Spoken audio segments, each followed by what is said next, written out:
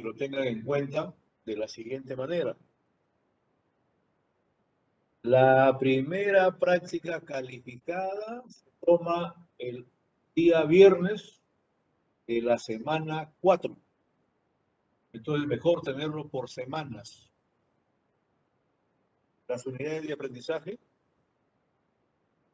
calendarizarlo por semanas.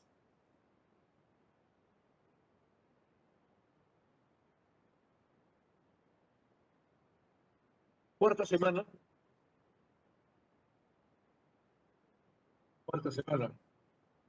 Primera práctica calificada.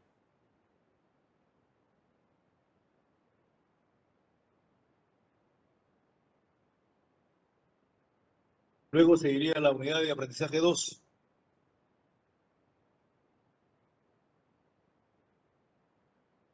Todo lo que tenga que desarrollarse. Hasta la semana 7. Entonces, mejor así. Semana 7, segunda práctica calificada.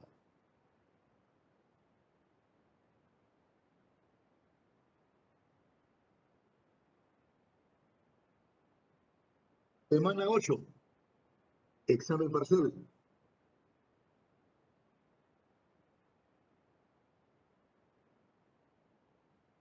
Semana 8, examen parcial.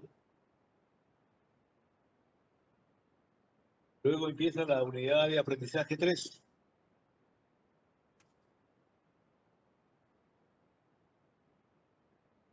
También duración 4 semanas.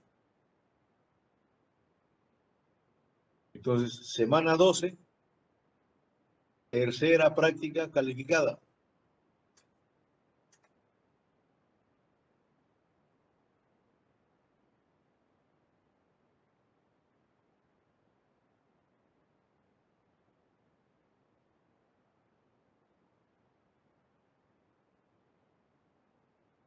Semana 12, entonces, tercera práctica calificada. Seguimos avanzando, unidad de aprendizaje 4, también con un contenido de aproximadamente 21 horas. Dice, semana 15.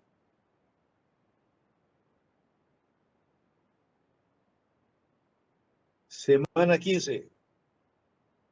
Práctica calificada 4.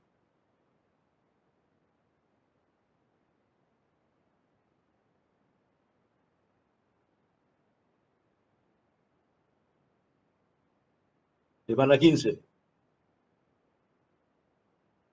Semana 16. Examen final.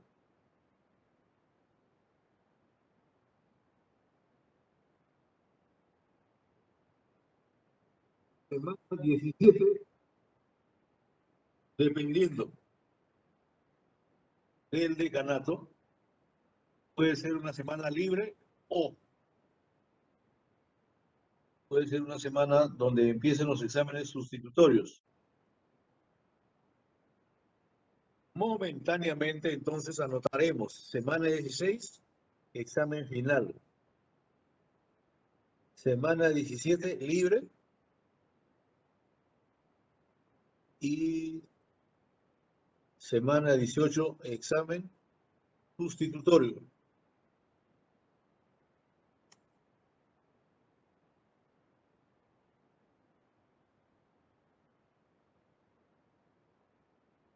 Entonces, mejor así. Calendarizado nuestro sílabo.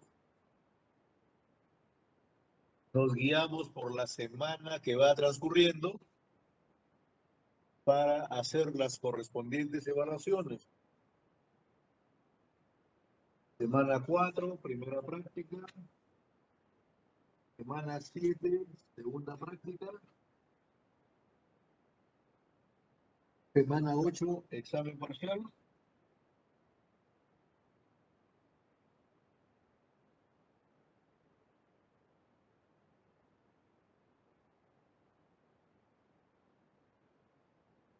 Semana 12, tercera práctica.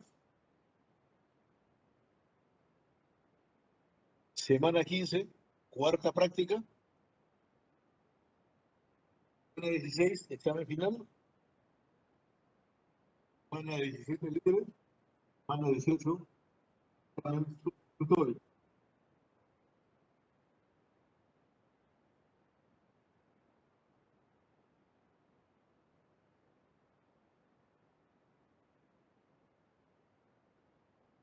Bien.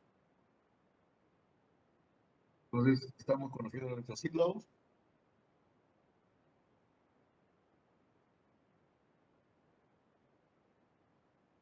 Y ahora pasamos en el sílabus a la parte 6, que dice fórmula de evaluación.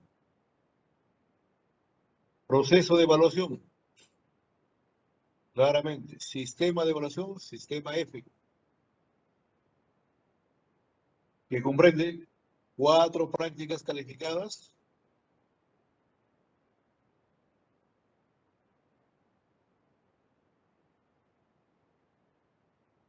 de las cuales se obtiene por simple aritmética, promedio de prácticas, peso 1.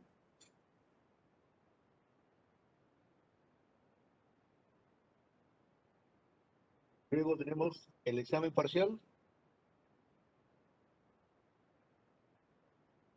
y luego tenemos el examen final, peso 2.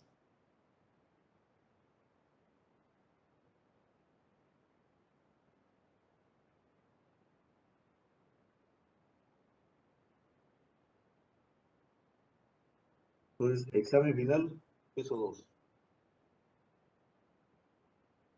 Luego tenemos el examen sustitutorio.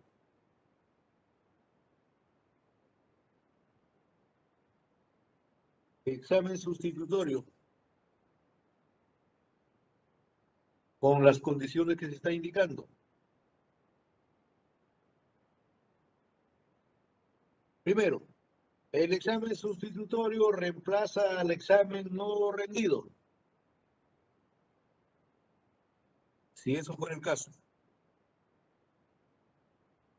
Pero si rindió los 2 exámenes, el examen sustitutorio reemplaza a la nota más desfavorable entre el examen parcial o el examen final.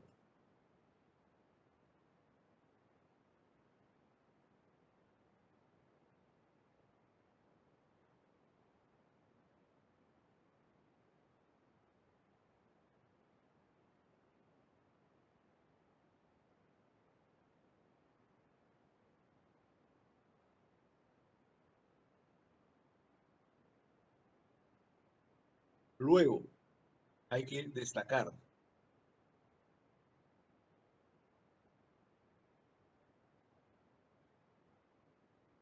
en concordancia con la naturaleza teórico-práctica de la asignatura. Todas las evaluaciones prácticas y exámenes, todas las evaluaciones constan de 4 problemas propuestos que el alumno debe desarrollar en el tiempo previsto de 1 hora con 50 minutos. Entonces, todas las evaluaciones prácticas y exámenes se van a encontrar un tema que contiene 4 problemas para desarrollar. Como ejemplo,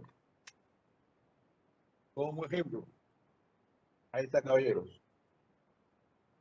Están ustedes observando una práctica calificada y están observando los 4 problemas que tiene esta práctica calificada con sus respectivos gráficos para una mejor interpretación. Correcto.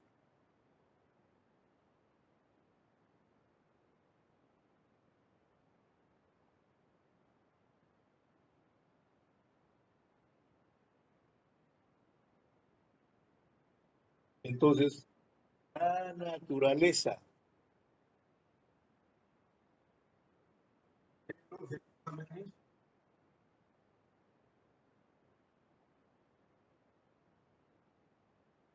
tienen esas características.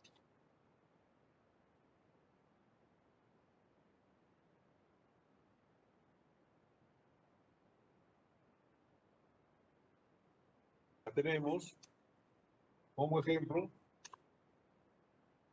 ¿no?, un examen final.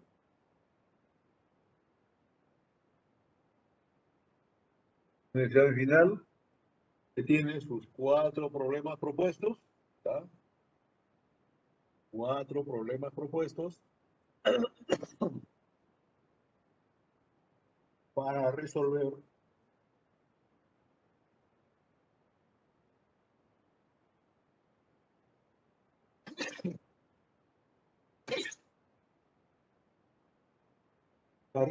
en el tiempo estipulado.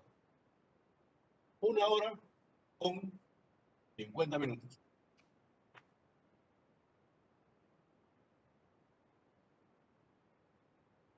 ¿Qué otra característica tienen todas las prácticas y los exámenes? En la modalidad virtual,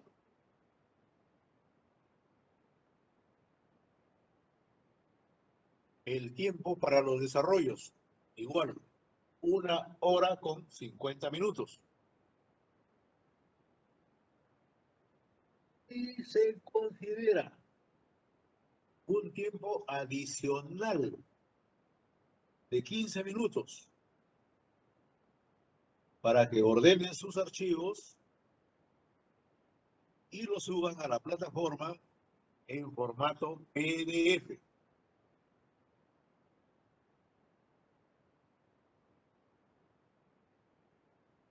De manera que no hay mayores características que resaltar. No hay mayores características que resaltar. Así se desarrolla nuestras evaluaciones en este curso MC 324.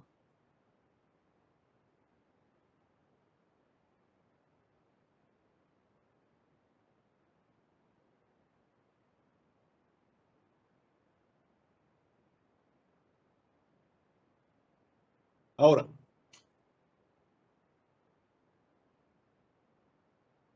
el sílabo está en el aula virtual. Y también tenemos otra información muy importante en el aula virtual. ¿Cuál es esa información muy importante en el aula virtual?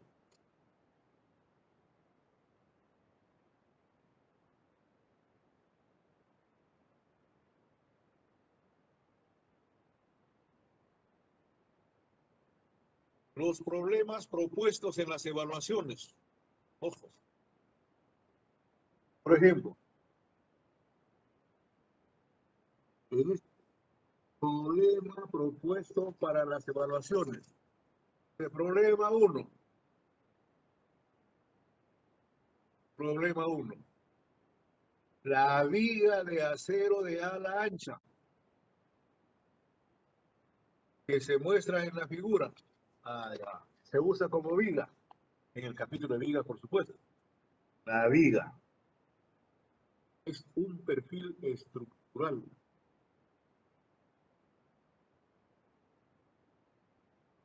Para poder desarrollar este problema, ustedes tienen que tener a la mano los datos técnicos de propiedades de esa viga.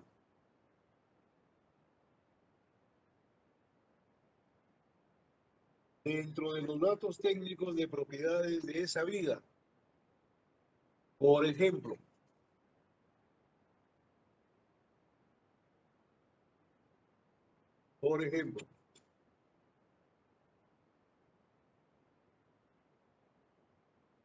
puede tratarse de una viga, por ejemplo, de denominación técnica W30 por 173. Claro, vamos a indicar en su momento correspondiente qué cosa significa ese código, etcétera. Pero se refiere a lo siguiente. Hay tablas donde ya están calculadas las propiedades de los materiales que utilizamos como vigas, como columnas, etc. ¿Cuáles son esos datos? Sus dimensiones, su área, sus propiedades de área, primer momento de inercia, segundo momento de inercia, radio de giro, etc. Entonces, segundo momento de inercia, radio de giro, son propiedades de los materiales que ya están calculadas. ¿Ya? Esos son datos simplemente que los tomamos de las tablas. ¿De qué tabla? De las tablas que ustedes van a tener que imprimir así, para que lo tengan de uso cotidiano en la solución de problemas, ya sean los propuestos en clase, los desarrollados en clase, los propuestos en las prácticas, en los exámenes, problemas. Utilizamos perfiles estructurales y ustedes tienen que tener, como se les va a indicar, la capacidad de seleccionar propiedades.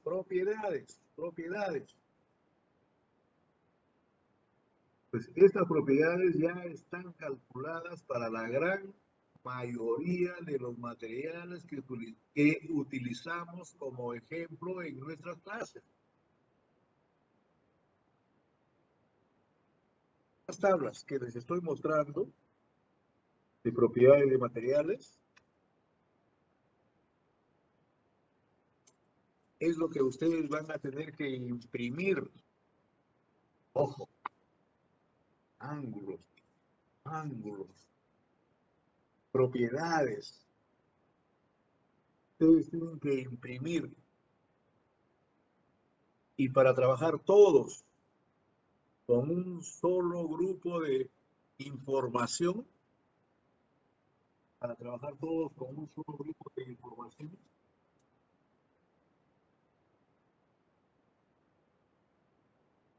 lo que tiene el aula virtual, ojo, caballeros, claro, lo que tienen en el aula virtual es el URL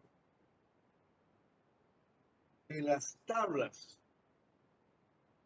de materiales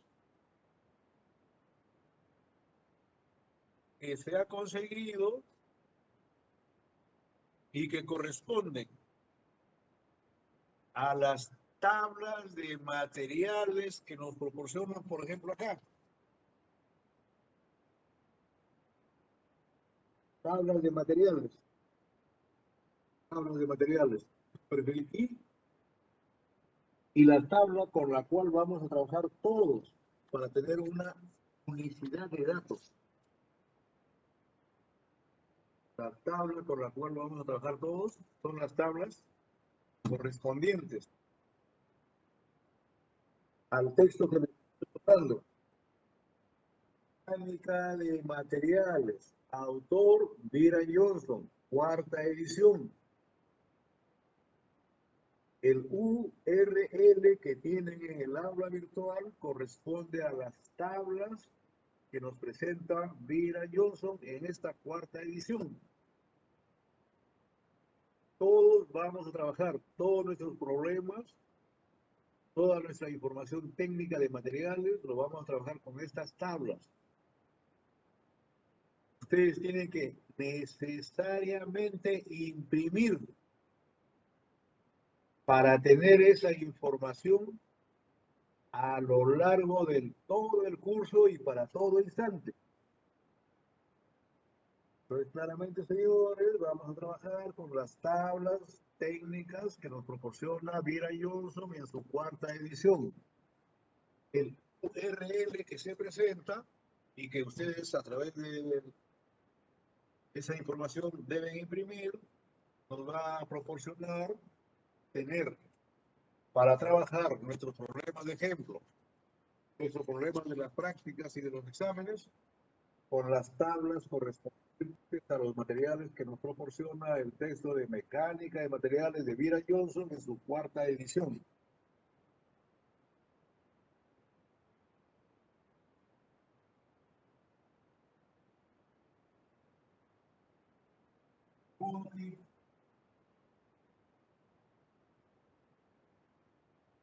Información de las tablas de Vila-Johnson,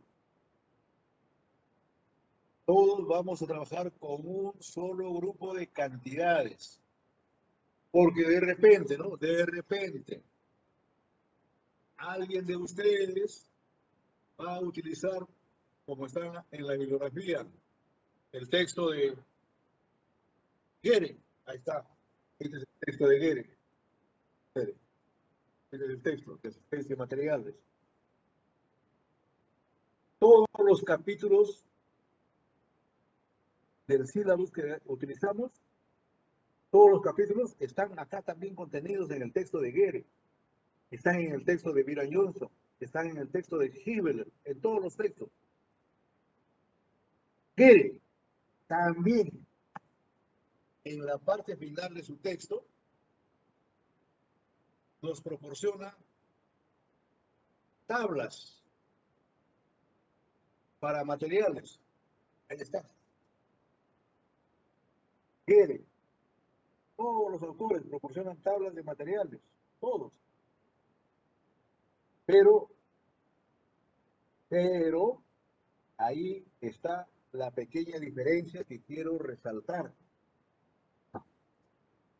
Por ejemplo, para un perfil acá, PW700 por 314, las propiedades de áreas que nos presentan R, cantidades que nos presenta Vila-Johnson. Difieren en algunos decimales o difieren en algunas cifras enteras. ¿A qué se debe? Se debe a que sencillamente, según la legislación americana, Gere publica su libro, publica su información bajo una investigación. Vila-Johnson, igual. Los autores del texto de Vila-Johnson presentan parte teórica, parte práctica con sus respectivas investigaciones. En las investigaciones, los valores que tomamos para las partes prácticas no siempre coinciden. Por eso, las tablas de Vila-Johnson tienen algunas marcadas diferencias con las tablas de Gere, algunas marcadas diferencias con las tablas de Mandujah, algunas ligeras diferencias con las tablas de Hiberer. Entonces, nosotros, caballeros, que estamos tratando de aprender ingeniería, en el conjunto, tenemos que tomarlo como que son de una sola tabla. Por eso se ha subido la información correspondiente a las tablas de Vila-Johnson a través del URL para que ustedes impriman y así. Todos trabajemos con los mismos datos. Esa es la finalidad.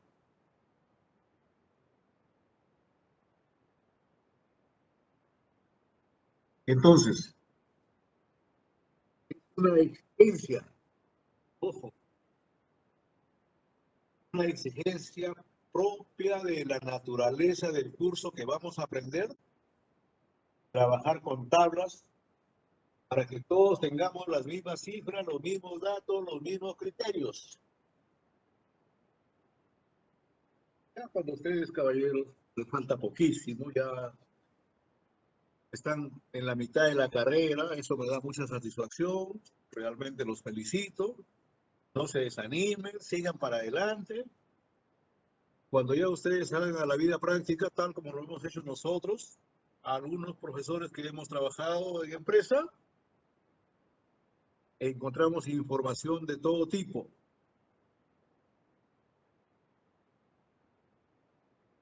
Y en determinadas empresas, por ejemplo, dicen, acá hay que utilizar la información de Hibeler.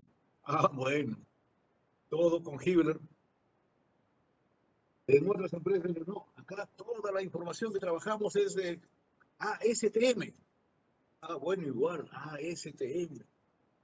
Otros trabajarán con la información correspondiente a Byron Johnson, así. El hecho es que, aplicando el uso de tablas en nuestro proceso de formación, todos vamos a tener el mismo criterio.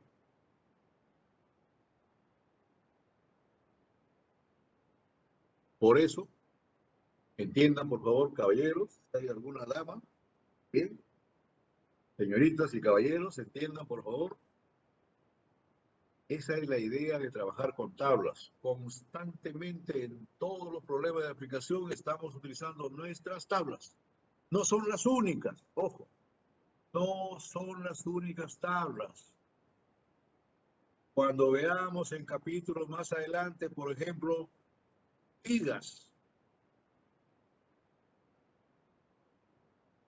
Si la viga es de acero estructural, usaremos los datos correspondientes al acero estructural según la tabla de Byron-Johnson. Pero si la viga es de madera, entonces también he cuidado tener la información para maderas, y en este caso, por ejemplo, la información para maderas se ha tomado, y así se va a hacer llegar las tablas para ustedes, esa información correspondiente para maderas, se ha tomado de institutos de mucho prestigio en el ámbito americano. Por ejemplo, para las maderas, se ha tomado la información de la American Forest and Paper Association. A toda esa información también se les va a hacer llegar en su debido momento para trabajar siempre en forma totalmente unificada en este curso.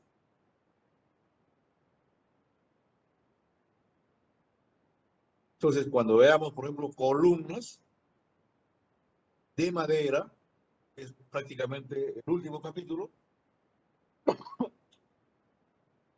vamos a utilizar información dado por este instituto americano, la American Forest. En ese momento también se le va a hacer llegar las tablas complementarias, porque Byron-Johnson no presenta tablas para maderas, así de simple. Entonces tomamos otra información. ¿De quién? De la American Forest. Igual, vamos a tener que utilizar para muchas aplicaciones aluminio estructural. Aluminio estructural. Entonces, Byron-Johnson, ¿no?, no tiene tablas para aluminio. Tiene información genérica. De todas maneras,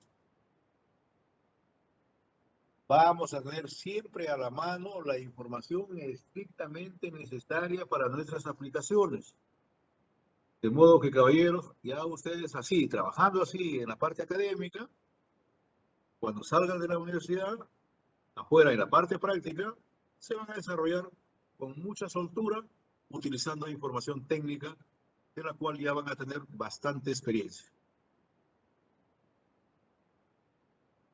Entonces, caballeros, la información que está en el aula virtual, sílabo, yo les pongo, bueno, imprímanlo para que vean las características, los procesos,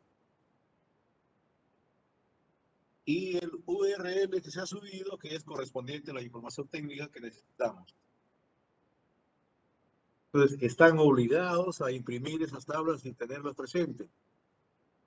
Vuelvo a insistir en los problemas de aplicación en las prácticas, en los problemas de aplicación en los exámenes.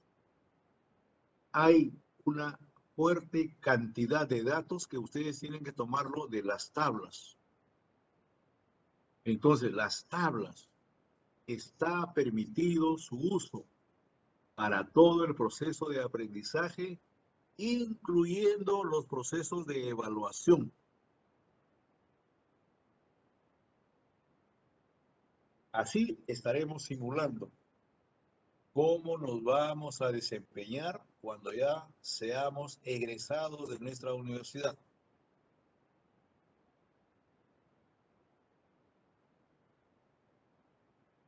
A ver, caballeros, de esta pequeña conversación, para los que estamos presentes, según veo acá, 41 participantes, 36 han marcado su asistencia. Por favor, marquen su asistencia. Ya el sistema ya no está saturado, marquen su asistencia. De todas maneras, ¿alguna pregunta, Diego Valentín?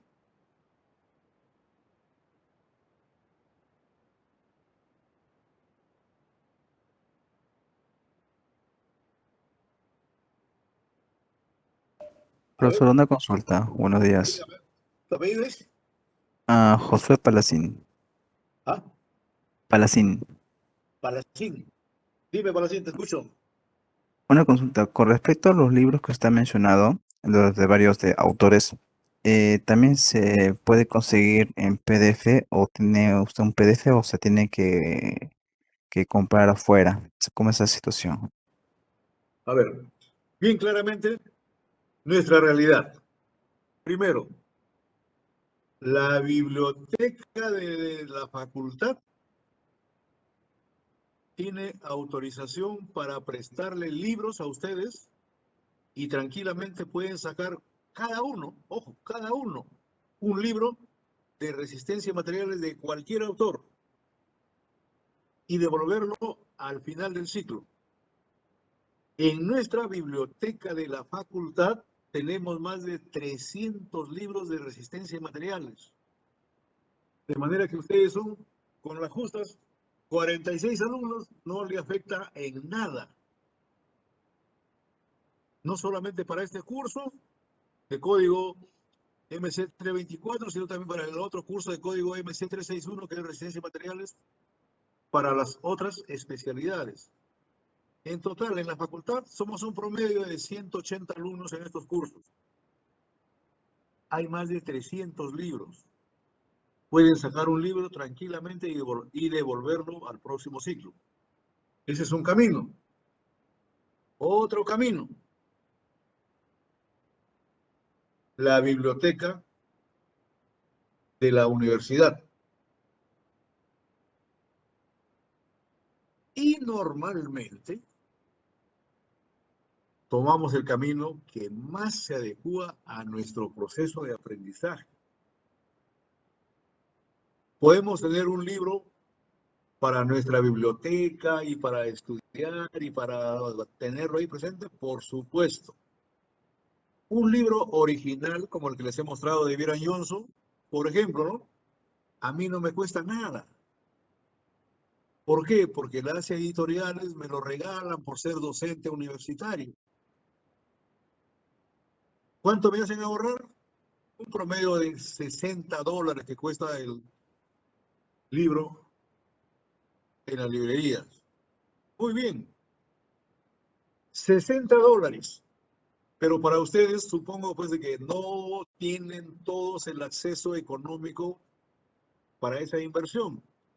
Cruzan la pista de la universidad, al frente todavía están atendiendo librerías que te venden, por ejemplo, la copia del texto de Byron Johnson, cuarta edición,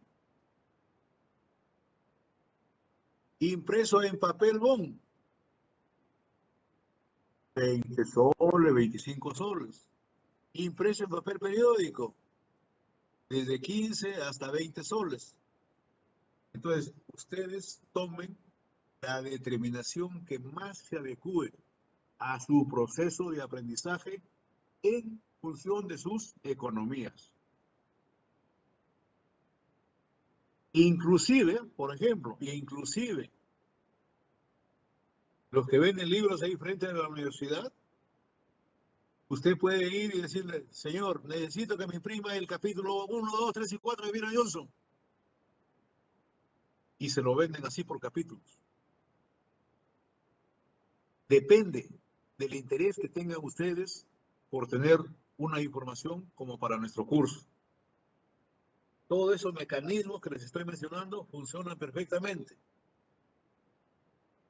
Así que tomen ustedes la mejor solución para tener información correspondiente a los textos, no solamente de este curso, sino de todos los cursos que están llevando. ¿Alguna otra pregunta, caballeros?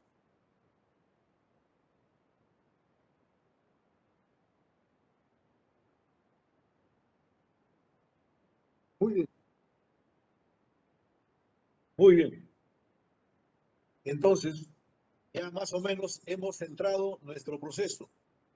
¿Cómo va a desarrollarse el proceso de enseñanza-aprendizaje? Mayormente, ojo, señores, mayormente, depende como siempre del alumno. Por ejemplo, vamos a empezar el desarrollo del curso y siempre que empezamos el desarrollo de cualquier capítulo,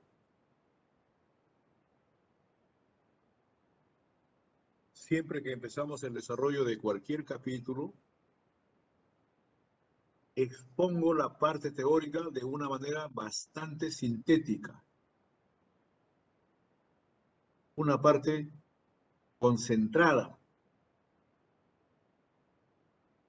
de las teorías que sustentan el estudio, por ejemplo, de vigas. Vigas, según Byron Johnson, según Hibeler, según los autores de los textos de bibliografía, dedican pues una buena exposición a los aspectos teóricos. Nosotros también lo hacemos, pero en menor cuantía.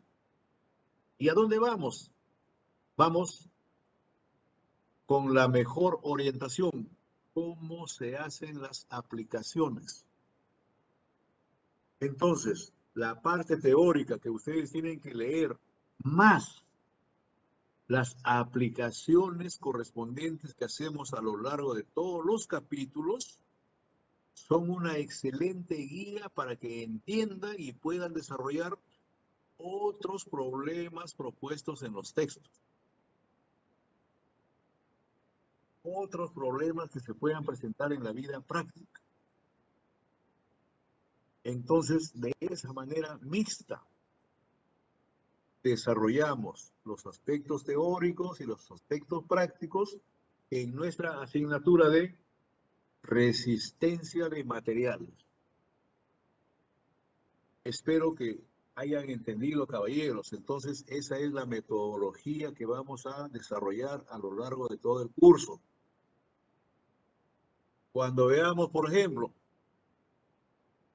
en el último capítulo de nuestros sílabos, ¿tienen a la mano? ¿No? El último capítulo de nuestros sílabos, ¿qué cosa dice? A ver.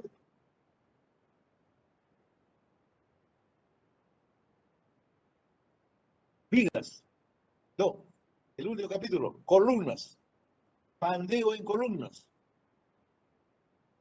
Introducción al análisis de la columna por pandeo. Definiciones, carga crítica, ecuación de Euler, fórmula de la ISC, etc. Columnas. Entonces, en forma análoga, en el desarrollo teórico, hacemos una exposición de la parte correspondiente a la teoría de columnas, entendemos el aspecto teórico, complementamos con información práctica de los textos y terminamos con problemas de aplicación, que al fin y al cabo van a ser los problemas con los cuales se va a hacer las evaluaciones de las prácticas, de los exámenes. Entonces, caballeros, así es la metodología para aprender con éxito nuestro curso de resistencia de materiales.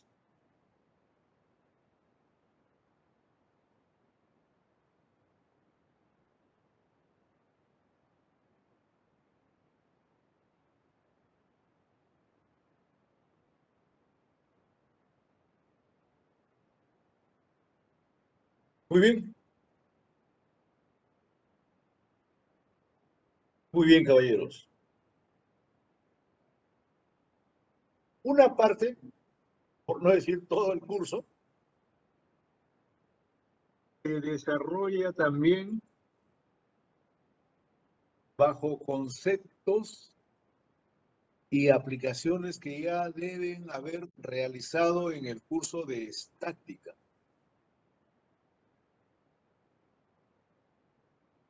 A ver, para conversar, por ejemplo, la pregunta, caballeros, es para todos. La pregunta es para todos. Pero, como por acá tengo el control de los que están presentes, vamos a ver. Vamos a ver. En el curso de estática han aprendido a calcular, a cuantificar y a aplicar propiedades de área.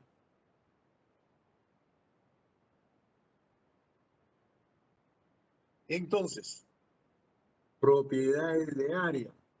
Empieza por saber, para un área determinada, ¿no?, cómo se calcula el centroide. ¿Qué cosa es un primer momento de inercia? ¿Qué cosa es un segundo momento de inercia? ¿Qué cosa es el radio de giro de un área?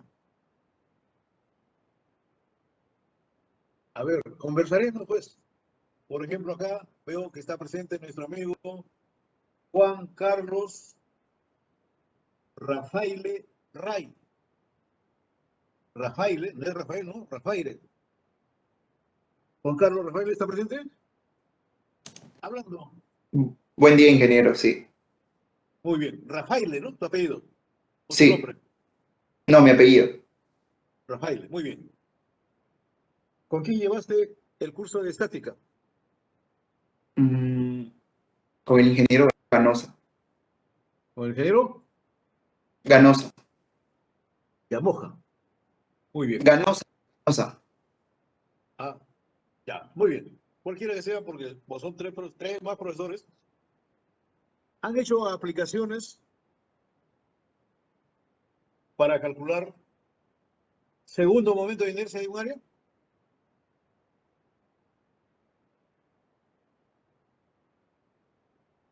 Mm, La, creo que, la verdad, no recuerdo muy bien, pero creo que no. Creo que es uno de los últimos temas y como estábamos con el tiempo para acabar el sílabus y acabar el curso y todo eso, esa parte creo que lo hizo un poco rápido. Ya, muy bien. Puede suceder, así es. En los procesos de enseñanza pueden suceder muchos fenómenos que a veces alteran el normal desarrollo, ¿no? Pero en pocas palabras, tienes una idea de lo que representa el segundo momento de inercia. Un más o menos cómo se aplica,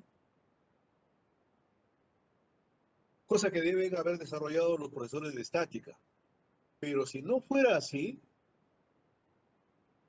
dentro de nuestro curso de resistencia y materiales, vamos a tener que saber exactamente con mucha precisión y con amplitud de criterio cómo se aplica y cómo se calcula. Entonces, por ejemplo, a ver, ¿qué nos dice nuestro amigo Mesías Isaí? Mesías Isaí, ¿está presente? Hablando. Sí, profesor, buenos días. ¿Qué tal, Mesías? ¿Escucha? ¿Cómo estamos? Sí, bien. La pregunta es la misma y en forma más concreta. Para todos, pero tú respondes. ¿Sabes calcular el segundo momento de inercia de un área?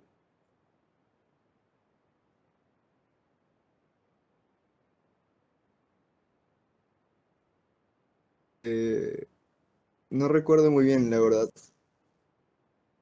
Pero tienes más o menos una idea, ¿no?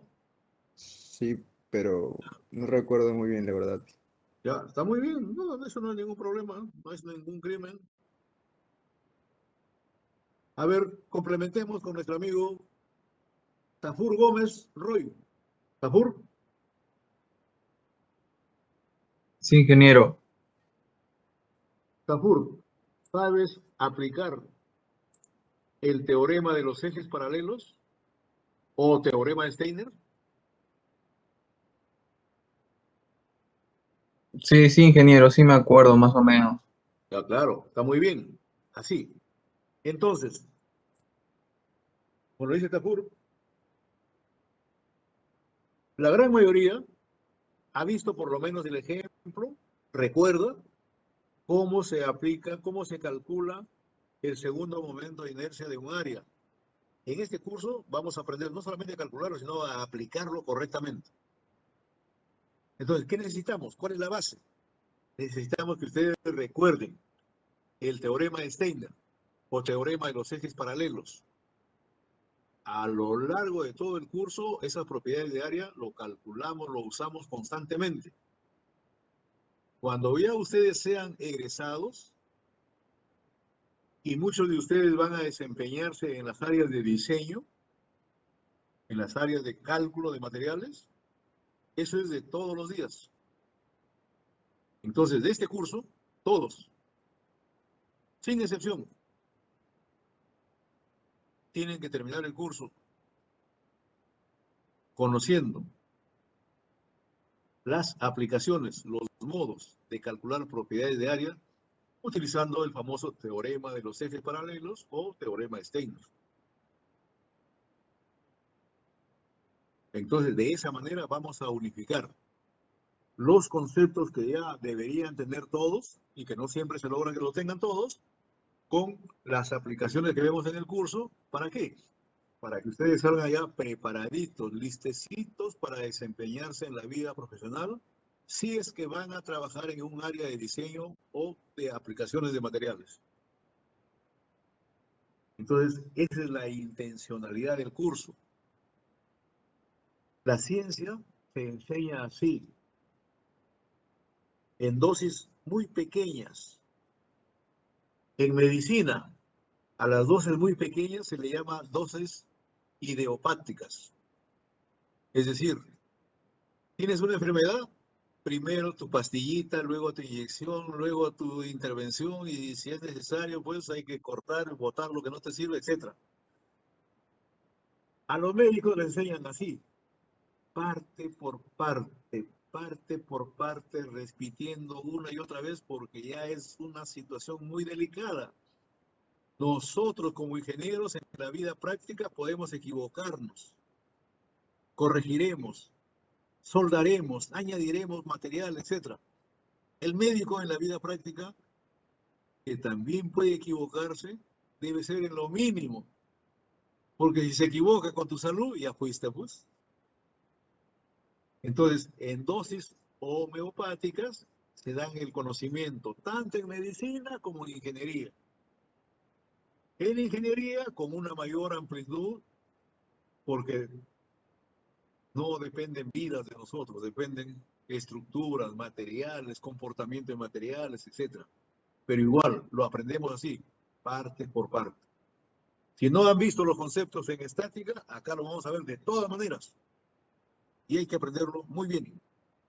Para eso, caballeros, hemos conversado en estos breves momentos y también les invoco a seguir conversando para entender otros conceptos que vamos aplicando. Por ejemplo, en nuestras evaluaciones, sí, en nuestros problemas que planteamos. ¿De dónde salen los problemas?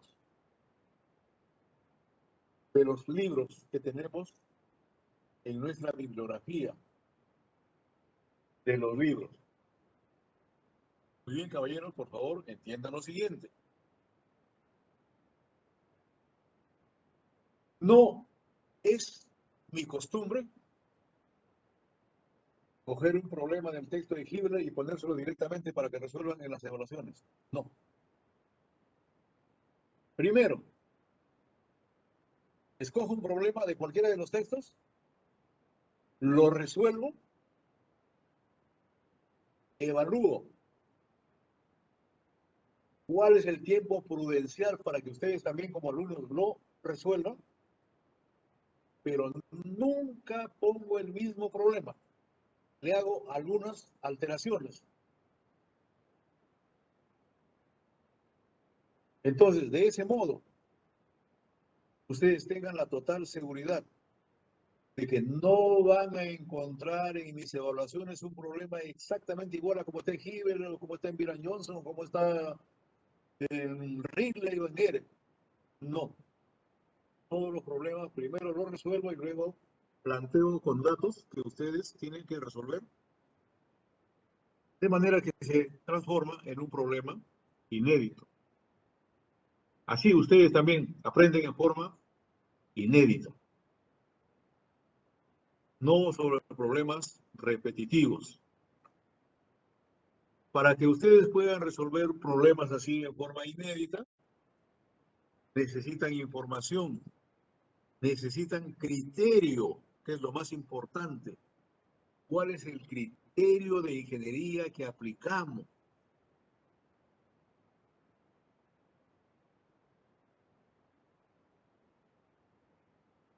Entonces, en forma particular, con este modo de presentar los problemas para las evaluaciones, pedagógicamente yo me aseguro de que están aprendiendo dentro del término de lo que es lo correctamente aceptable. Además, ustedes, caballeros, a estas alturas de su vida, ya se encuentran en la mitad de la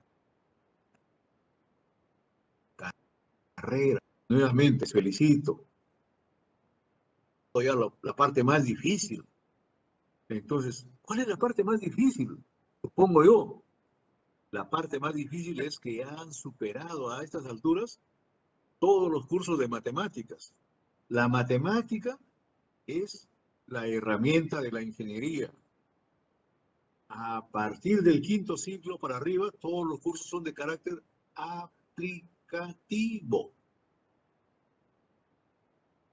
¿Y qué cosa necesita un curso de carácter aplicativo?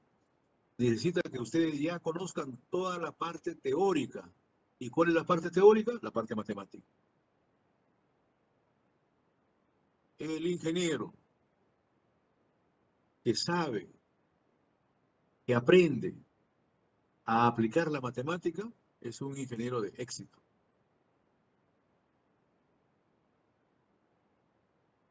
Tiene criterio suficiente.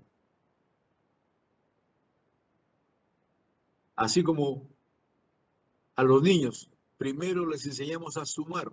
Hoy suma 4 más 4 más 5 más... Aprenden a sumar y luego le decimos, hay una operación que es mejor que sumar, se llama multiplicación. La multiplicación es una suma abreviada. Entonces, el que está formándose en esas matemáticas tiene criterios. Ustedes, como alumnos de la universidad, a estas alturas supongo que ya han llevado todas las matemáticas. Quizás alguien todavía estará llevando su curso de ecuaciones diferenciales, pero ya toda la matemática anterior es suficiente para poder hacer las aplicaciones. Entonces, si han llevado toda esa información ya concienzudamente, lo han aprendido, viene la pregunta, ¿tiene sentido, señores, que ustedes copien en el desarrollo de un curso? Y la respuesta es, no tiene ningún sentido. Copiar no tiene ningún sentido. Para eso les han hecho llevar todos sus cursos previos de profundo razonamiento. Ahora, hay que hacer las aplicaciones. Hay que hacer las aplicaciones. Por ejemplo, ¿no? ¿Cómo resolvemos una integral de segundo grado? A ver, ¿qué dice nuestro amigo Pablo Fernando Parra? Pablito, Fernando Parra, ¿cómo resuelves una ecuación diferencial de segundo grado?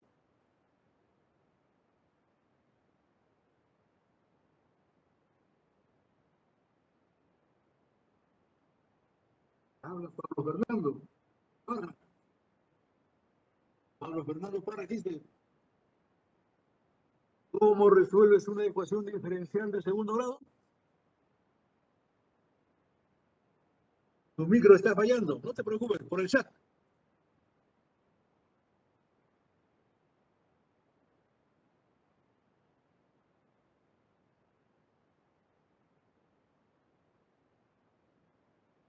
A ver, por el chat, ¿cómo resuelves? En forma genérica para cualquiera, pero que conteste Pablo, pues, porque estamos en un diálogo.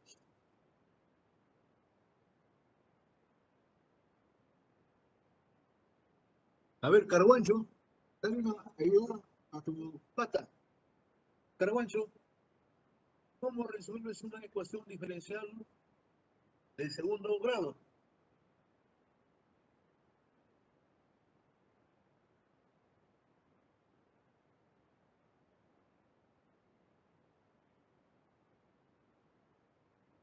¿Mm?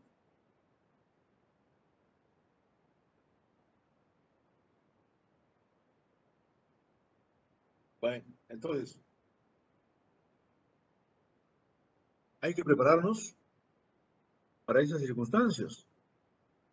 Una ecuación diferencial de segundo orden, y como siempre, pues lo desarrollamos, lo resolvemos por integración. ¿Qué habrá que hacer? Primera integración, segunda integración, etcétera. En esos procesos hay que considerar una serie de fenómenos que se presentan, pero es parte de la matemática que ya ustedes han aprendido. Ahora, en la forma práctica, cuando necesitemos, lo vamos a reforzar. Se aplica así, se considera así. Entonces, los cursos de ingeniería del quinto ciclo para arriba son todos cursos ya de formación profesional. Son los cursos con los cuales nos vamos a defender en la vida práctica. De manera que, caballeros, no tiene ningún sentido que alguien esté pensando plagiar. Eso quizás como emoción, ¿no? En primer ciclo, segundo ciclo, pero nos damos cuenta que plagiar no tiene ningún sentido. Sobre todo, en la uni. Si vas a prepararte en una carrera para salir a desempeñarte como profesional, ¿qué vas a aprender plagiando? En la vida práctica no plagias de nadie. En la vida práctica, en una empresa donde sea tu especialidad, te dicen, a ver, ingeniero, hay que calcular esto. ¿A qué vas a correr a plagiar? ¿De quién? No tiene sentido. Hay que aprender las cosas bien. En los capítulos de nuestro curso, hacer las aplicaciones para que ustedes vayan teniendo experiencia, para que vayan mistificando, ampliando su criterio. Criterio, criterio, criterio. El estudiante de ingeniería que mejora su criterio es el que se acostumbra a resolver problemas por muy complicados que sean, porque ya tiene las herramientas matemáticas y con tanto curso que han tenido que llevar, con todas las jaladas que puedan haber tenido en los cursos, han aprendido que no tiene ningún sentido plagiar. Eso para los tontos, no para ustedes. Bien, entonces, así vamos a hacer el desarrollo de nuestros capítulos correspondientes.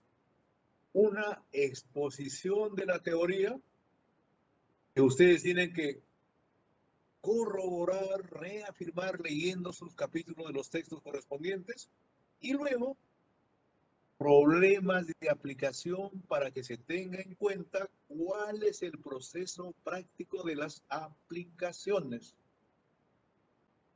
Entonces, esa es la metodología de la enseñanza. Una presentación de la teoría, una presentación de las aplicaciones y ustedes ese proceso lo van a tener que devolver cuando rindan las prácticas y los exámenes. ¿Qué cosa es un examen? Una hoja con 4 problemas que ustedes tienen que resolver aplicando las teorías, los modelos matemáticos que se han visto en la parte teórica Y listo.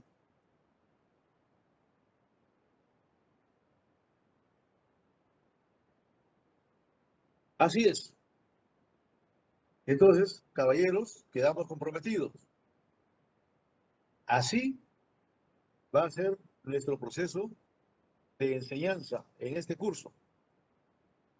Hay que venir temprano, hay que tomar sus apuntes, hay que preguntar hasta por gusto para que no se queden con ningún tipo de dudas. Mientras menos dudas tengan, mejor.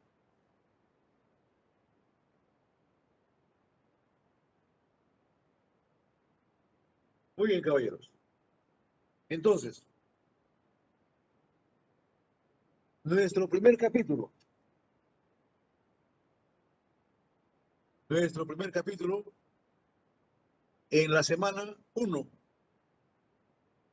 Conceptos básicos de esfuerzo y de formación. Tipos de esfuerzo. Relación de esfuerzo. Deformación en el rango elástico. Ley de Hooke. Esfuerzo y deformación uniaxial. Barras de sección constante. Problemas aplicativos. Entonces, empecemos. Empecemos en una conversación que lógicamente refleje esa interacción que se necesita.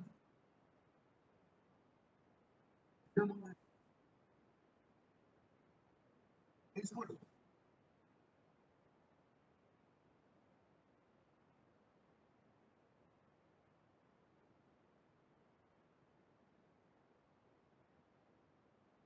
Todos, todos, sin excepción, ellos tienen un concepto muy claro de lo que representa un esfuerzo. ¿Dónde lo han visto?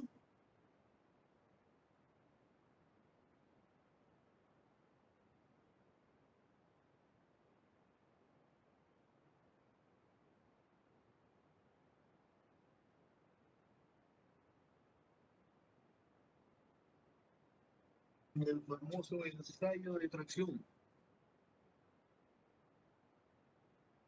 Han realizado, ya sea en forma virtual o en forma práctica. Supongo que a estas alturas casi todos han realizado el ensayo de tracción en forma virtual.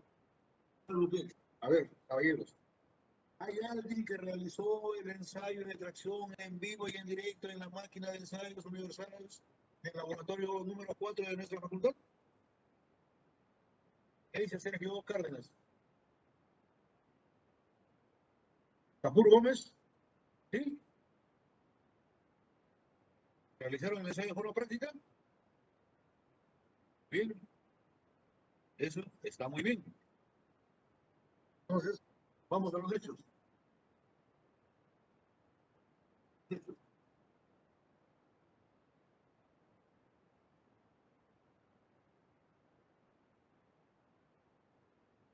Supongamos una barra de acero, de la cual vamos a obtener nuestra probeta. Y nuestra probeta, así,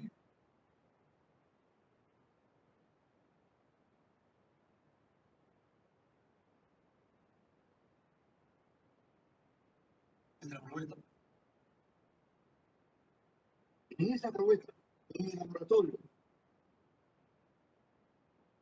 la parte central es la parte donde se va a realizar todas las observaciones de la experiencia, es lo que han hecho. Eso ya lo han hecho. ¿Qué hicieron? Señores, se marca 2 puntos entre los cuales a una se va a denominar la longitud inicial. En la parte cilíndrica se tabula lo que se va a denominar el diámetro inicial.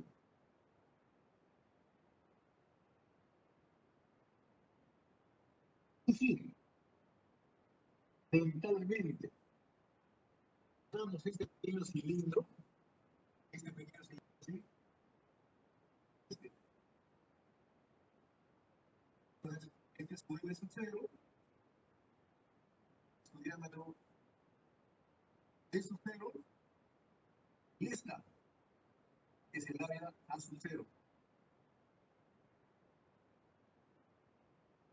El ensayo se va a realizar aplicándole fuerzas de tracción a través de los diferentes sistemas hidráulicos que tienen las máquinas de ensayos. Se le aplican fuerzas y lógicamente la probeta comienza a presentar deformaciones que en este momento me interesa. Estado único en instante, este cilindrito de diámetro de su cero, ya son cero, se habrá deformado, por ejemplo, estaba presentando una nueva longitud instantánea, nuevo diámetro instantáneo, una nueva área instantánea.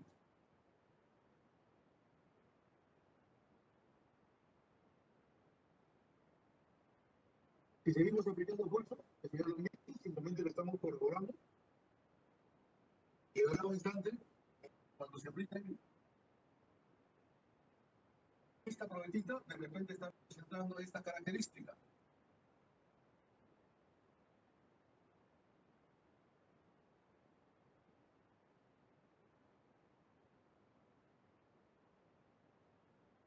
A ver, hay un sector donde la probeta se dimensión por la aplicación de las fuerzas, ¿no? Entonces,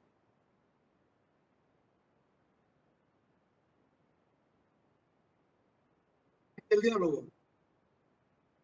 A ver, ¿quién lo dice? Marco Manrique. Marco Manrique, ¿está presente? Habla, Marco. Sí, profesor, aquí está. ¿Cómo se llama esta zona donde el material comienza a presentar deformaciones muy visibles? Esto. ¿Alguien que le ayude? Acuerdo, profesor.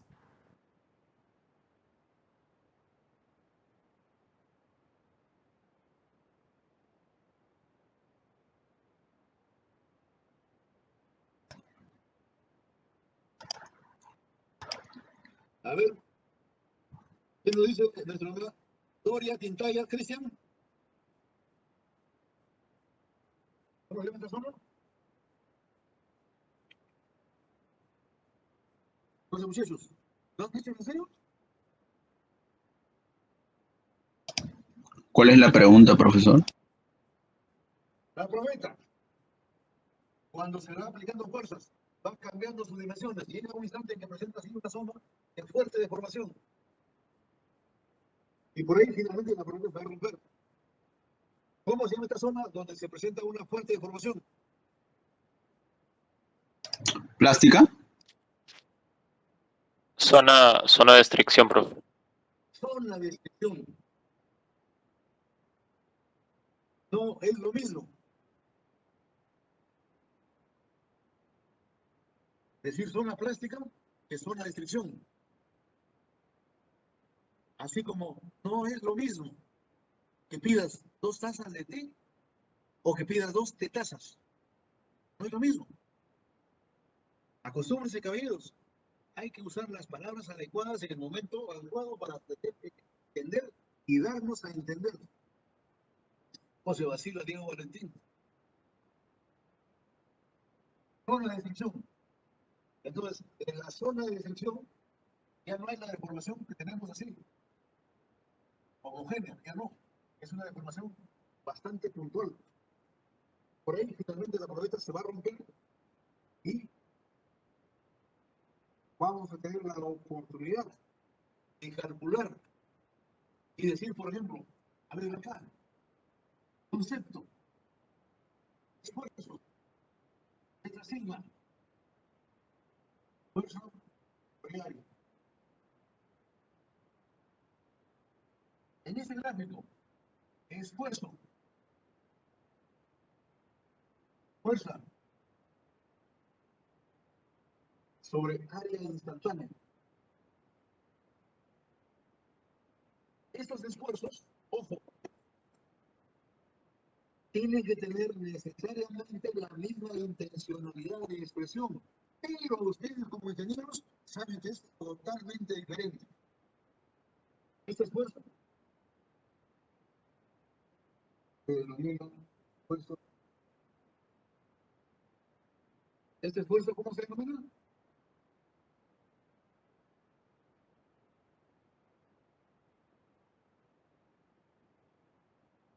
¿Sabemos cómo se denomina este esfuerzo? Esfuerzo de ingeniería. El de acá. El de acá. Sin lugar a dudas. Esfuerzo de ingeniería. El de acá. Esfuerzo real. ¿Ah? Esfuerzo real. Esfuerzo real, claro, por supuesto. Esfuerzo real. Entonces, nosotros tenemos que tener el criterio suficiente para decir, cuando hacemos cálculos, cuando hacemos aplicaciones, o esfuerzo de ingeniería o esfuerzo real. Bueno, todas las aplicaciones se hacen con el esfuerzo de ingeniería. Estos datos, estas informaciones, lo obtenemos del ensayo de tracción. Todos han hecho el ensayo de tracción, ya sea en forma presencial o en forma virtual. Todos han aprendido que hay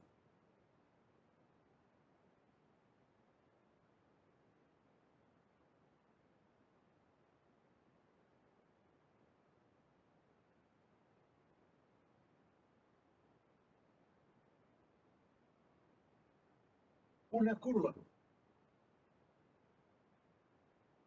que se grafica como consecuencia de todas las aplicaciones de fuerzas en la máquina y que se grafica en una curva que tiene deformación unitaria por unidad de longitud, parámetro, otro parámetro, esfuerzo.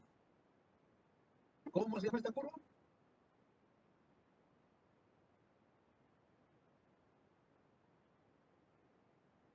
Curva de elasticidad. De tracción. Curva de ingeniería. ¿Por qué? Porque hay otra curva, ojo, hay otra curva que posiblemente se sí lo han trabajado. Esta curva significa fuerza versus deformación delta. Y también es una curva parecida. Esta curva se denomina curva experimental. Esta curva se llama curva de ingeniería. Ah, muy bien. En nuestro curso vamos a orientar todas las teorías que podamos manejar hacia la aplicación práctica. Es decir, lo vamos a orientar hacia este caso. Vamos a utilizar siempre la curva de ingeniería. Esta curva construida con los datos, fuerza versus delta. Esta curva es una curva que nunca se aplica a la realidad. Lo obtenemos, sí, en el ensayo. Lo podemos obtener. Pero de acá, nunca se aplica a la realidad. Cuando nosotros vamos a tener que calcular, por ejemplo, por decir, una viga. En la viga se va a dar como límite el esfuerzo de influencia. Concepto que tienen que saber. El esfuerzo de influencia. Esfuerzo de influencia. ¿Hay otro? Claro, hay otro. Acá, esfuerzo de influencia. Esfuerzo de influencia superior. Esfuerzo de influencia inferior. Eso se dice en la concentración. Pero para las aplicaciones prácticas, diremos, no, un momentito, el esfuerzo de influencia que se da para las aplicaciones prácticas no es ni el de acá ni el de acá. Es otro. ¿Dónde se encuentra?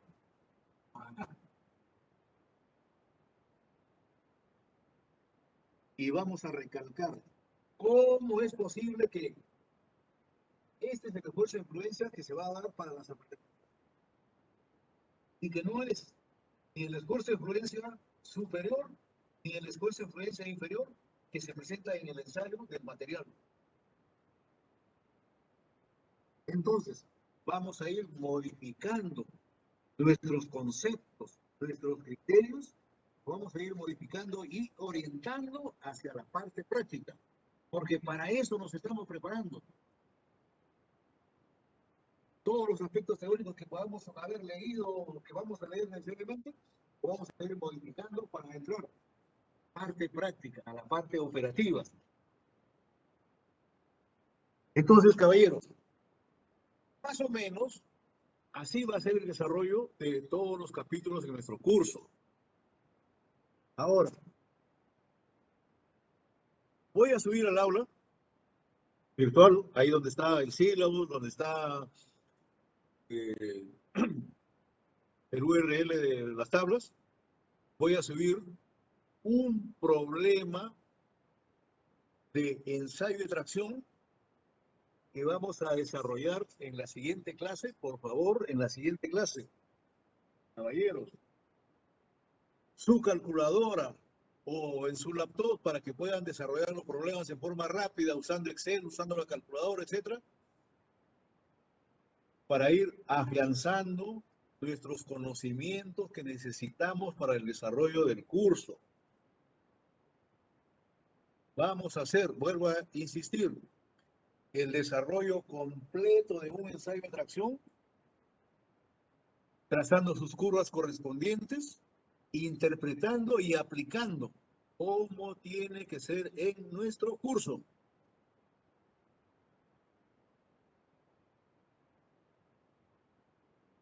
¿Qué más vamos a tener presente? Vamos a tener presente que nuestros cálculos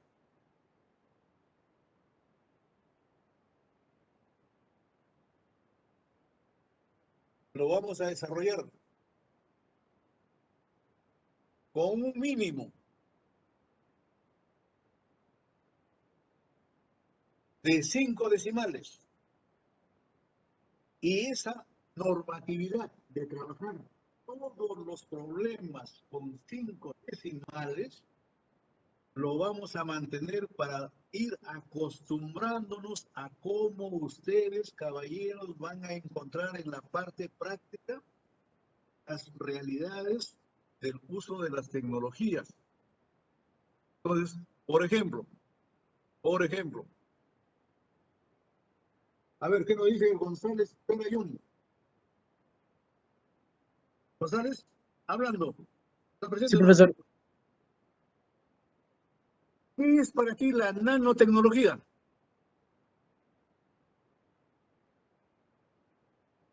Es una escala, es una tecnología en una escala de 10 a la menos 9, profesor. Claro, 10 a la menos 9. Imagínense. 0.8 ceros y recién la novena cifra decimal es la cifra significativa. Nanotecnología, pues.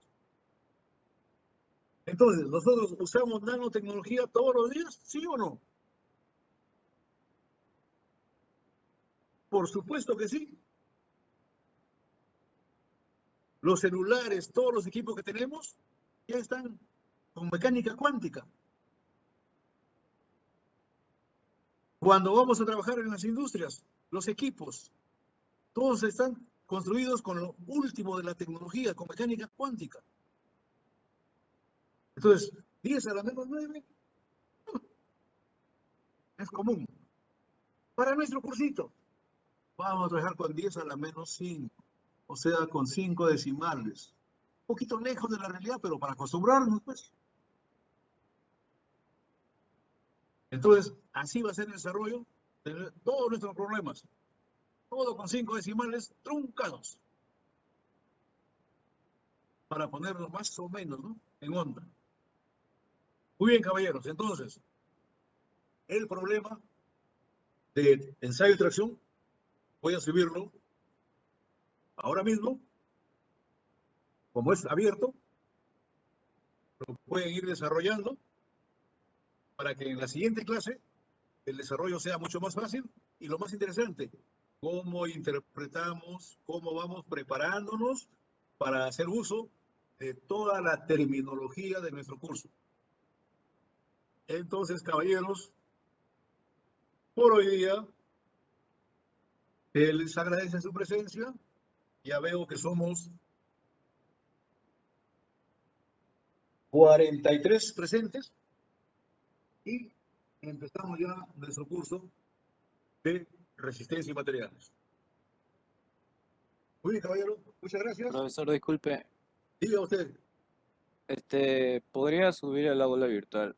Bueno, si podría, problemas para, o sea, para practicar para la primera PC, por ejemplo, para como una referencia tomarlas. O necesariamente tendríamos que ver problemas de los libros que nos ha recomendado usted. Bueno, lo más recomendable sería pues que ustedes chequeen los problemas que hay propuestos en los libros, pero como tengo también algunas páginas de exámenes ya tomados, voy a subir pues un par de prácticas que se han tomado para que ustedes vayan viendo cómo es el asunto. Ah, Eso ok, sería. gracias, profesor. Muy bien, Gracias. caballeros. Entonces, Profesor, buenas diga usted, tardes, caballero. escucha. Tengo una consulta. Dígame. Habla Josué Palacín. ¿Hay una manera de poder comunicarse con usted vía telefónica o por WhatsApp en cualquier tipo de consulta que tengamos fuera de clases? A ver, vamos a ver.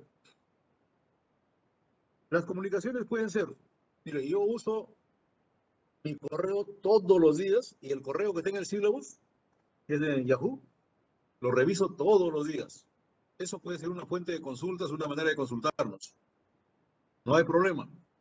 Otra manera, ojo, podemos establecer, por ejemplo, por decir, un día jueves de 6 a 8 de la noche yo abro la página y entran a consultas. Eso también podría ser posible.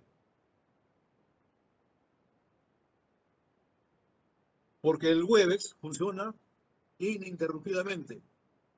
Así que no lo vamos a tener por las webs, pues hay que usarlo. Pero nos ponemos de acuerdo.